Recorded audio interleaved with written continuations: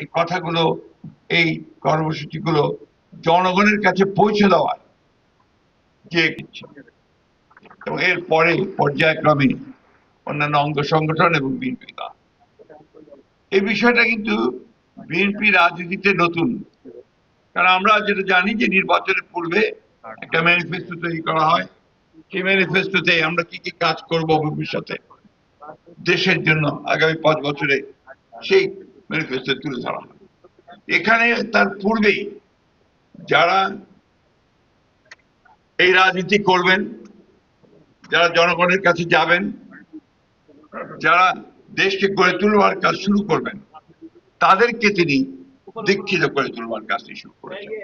এটা নিঃসন্দেহে একটি অনন্য একটি প্রয়াস, প্রচেষ্টা। এটা আমি মনে করি যে বাংলাদেশের রাজনীতিতে এটা একেবারে একটা প্রথম একটি কাজ, যে কাজটি হতে যাচ্ছে। আমরা কেউই খুব আনন্দিত থাকতে পারছি না, আমরা ভারাক্রান্ত আছি।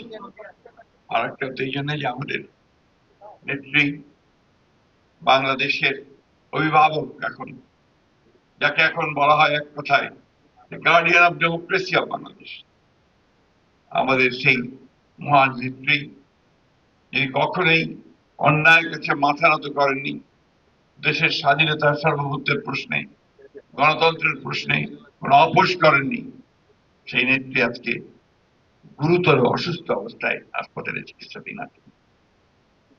তার চিকিৎসার জন্য সব রকম ব্যবস্থা নেওয়া হচ্ছে। আমাদের ভারপ্রাপ্ত চেয়ারম্যান মহোদয় নিজে তিনি মনিটর করছেন। জাতীয় এবং আন্তর্জাতিক পর্যায়ের অত্যন্ত বিশেষজ্ঞ পর্যায়ের চিকিৎসকেরা তার চিকিৎসা করছেন। সারা দেশের মানুষ তার জন্য দোয়া করছে, দল মত নির্বিশেষে। আমরা বিশ্বাস করি আল্লাহর উপরে, আমাদের সেই বিশ্বাস, আল্লাহ এত মানুষের যে দোয়া প্রার্থনা তাকে সুস্থ করে দেওয়ার জন্য আল্লাহ নিশ্চয়ই তা কবুল করবেন।